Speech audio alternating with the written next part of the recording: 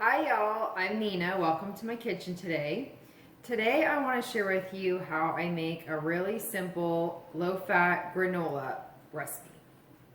My kids love granola. I love granola a lot. We like eating it just with milk or over yogurt. And what I found with a lot of the granolas sold in stores is a lot of them tend to be extremely high in fat. They use a lot of oil. The healthier ones are super expensive. You pay $5 or $6 for practically a handful. So I have 4 kids. We can go through a lot of it. So I decided it can't be too difficult to probably just make my own. So what I do is I make it in a big batch, and that way it lasts quite a long time. So today I'm going to share with you my favorite granola recipe with these 10 ingredients.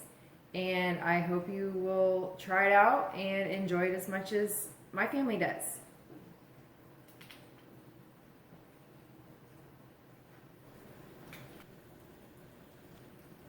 Okay, let's get right to it.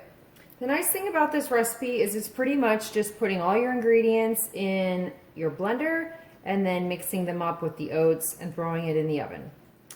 The first ingredient we're going to add to the blender is applesauce. I like this organic applesauce because the only ingredient is apples. There's no water added, there's no sugar added, just straight up apples. If you can find one that doesn't have any sugar or water added, that would be my go-to. So we're going to put 2/3 of a cup of applesauce in. All right. Next ingredient is going to be brown rice syrup. Brown rice syrup, this is essentially our sweetener. It's somewhat of a consistency of honey, but a little bit thicker. If you can't find brown rice syrup, or you just want something cheaper and you don't mind it not being vegan, then honey would be my next suggestion. I wouldn't use maple syrup because maple syrup is just too thin. It's not gonna be as successful for your granola. So as far as the brown rice syrup, we're going to put 1 cup. I just buy my brown rice syrup on Amazon. You can also get it at Whole Foods, but probably most grocery stores don't sell it, at least not where I live. Maybe in larger cities, you would have better luck. Okay. So, put in our brown rice syrup. As you can see here, consistency is pretty thick, which is just perfect for helping the granola to clump.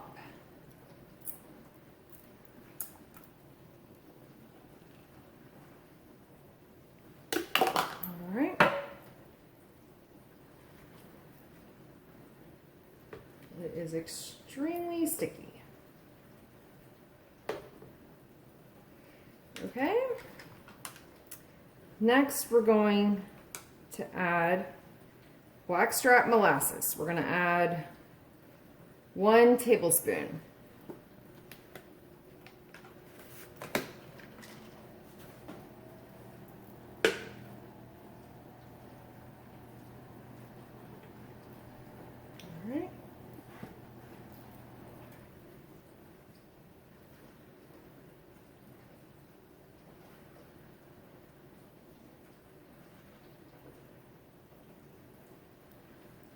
All in there. Okay. As far as a nut butter, you can really use any one that you would like. If you use peanut butter, of course, it's going to have a strong peanutty taste. I like to use almond butter because it's somewhat of a mild taste, doesn't take on any kind of strong flavor to the granola.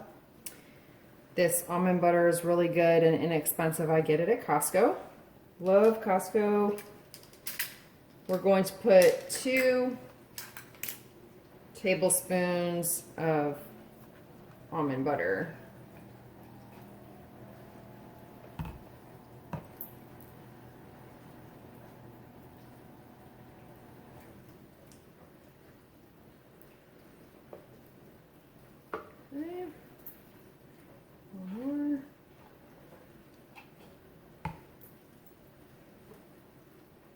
This is really the only high-fat ingredient that I put in this granola. So for only 2 tablespoons of nut butter to 8 cups of oats, it's really a low-fat treat. Okay, next we're going to add some pure vanilla extract. I'm going to put 2 teaspoons.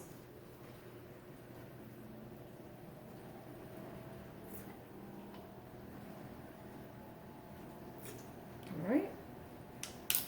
Almond extract would work well also. All right, and a little bit of salt. We're going to put in half a teaspoon.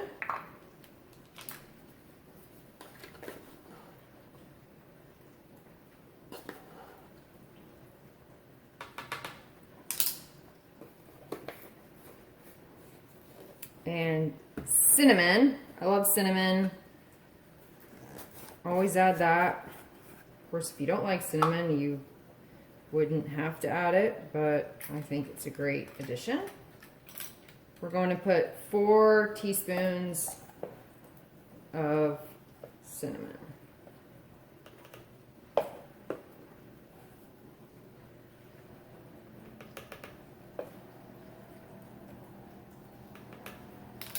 Okay.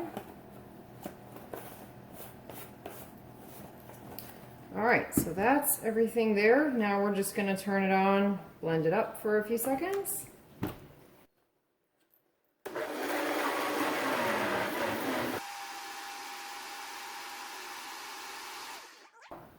This is my Vitamix. It is an amazing blender. Not cheap, but well worth it. I bought a reconditioned one, and it has been worth every penny. I will use it for years and years to come. Okay, so now we're literally ready to add it to our oats. I have 8 cups of organic rolled oats here.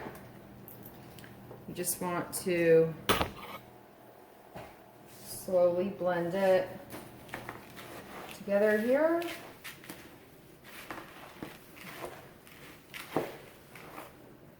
At first it may seem like you don't have enough liquid, but I promise as you mix it together here, it will come together.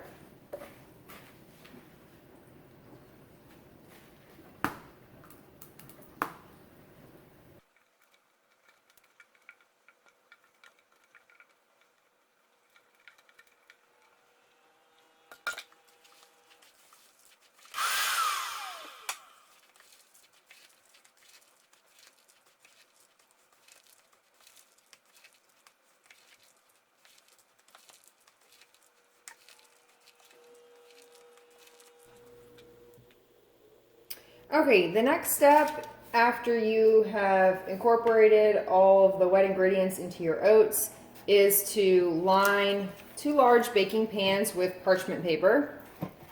I get this parchment paper in a double pack from where else? Costco. But any grocery store, Walmart, Target should sell it. Don't use wax paper, it must be parchment paper. And the joy of using parchment paper with any kind of baking is it keeps the food from sticking to whatever baking surface you're using without the use of any spray or oil, butter, grease, nothing like that is needed. So it also makes for quick and easy cleanup. So I've lined both of my large pans with the parchment paper already. And now I'm going to just put half of it on one and half on the other. If you only wanted to make 1 pan, of course you could just half this recipe. Since it really doesn't take much extra time to double it, I've always doubled the recipe because of course we're always looking to reduce our cooking and baking time in the kitchen where we can. So there we go. Then you just want to evenly spread it out as best you can. The less overlap of the oats, the better it will cook, faster it will cook and crisp up. So do your best to evenly spread it out.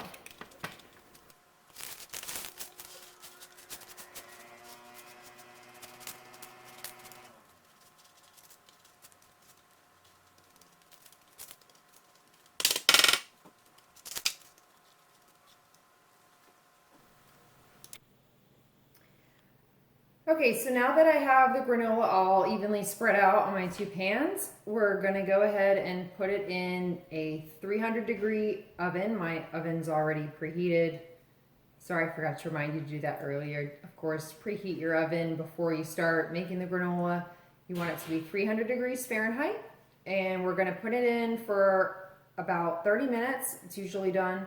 After about 15 minutes, I will use a spatula just to mix it up, turn it around a bit, and then put it back in for an additional 15 minutes. So, there you go.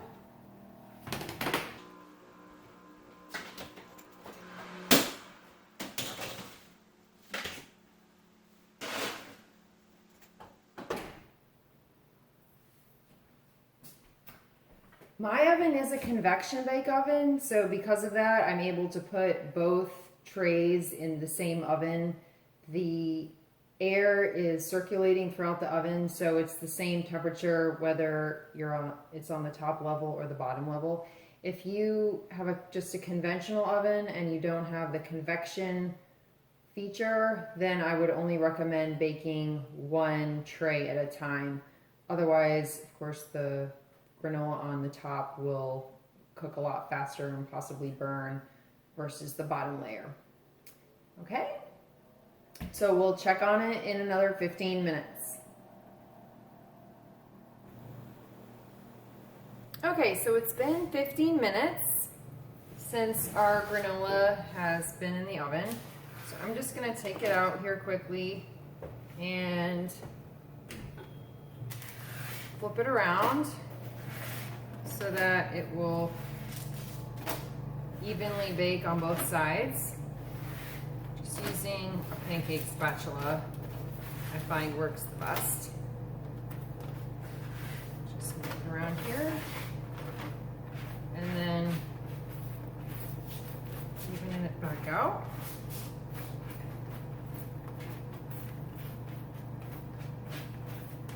Like so.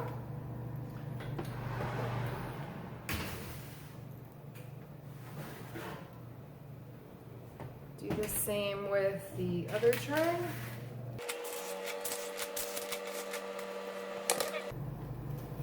Of course, not to burn yourself.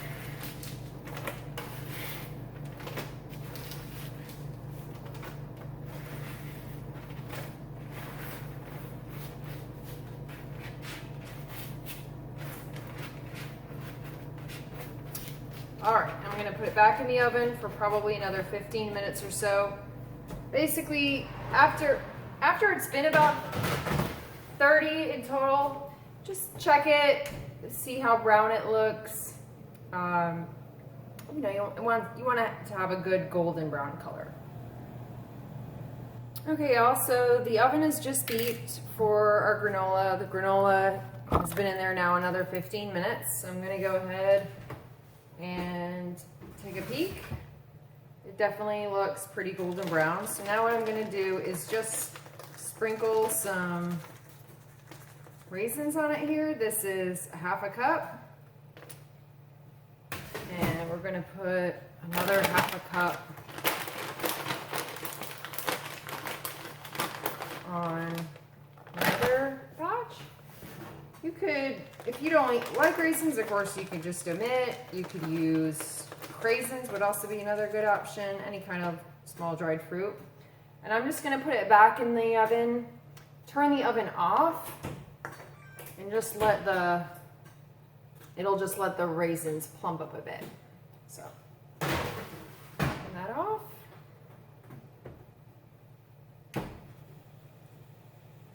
All Alright y'all, well I've actually finished putting the kids to bed, so I'm going to go ahead and take the granola out of the oven. The oven's been off, you know, it's just been in there with the raisins, so it's time to go ahead and take it out.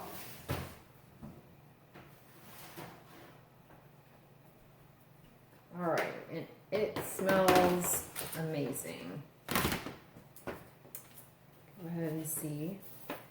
Here's our granola.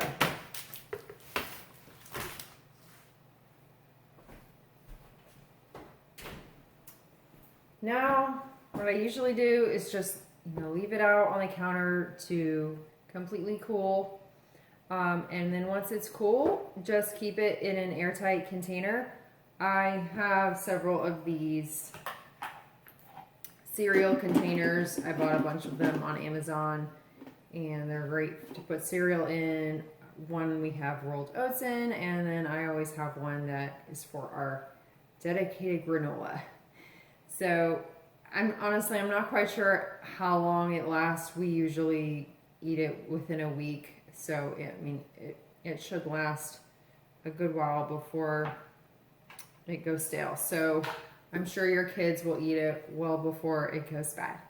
I hope you try it out and let me know what you think. I will have the recipe below.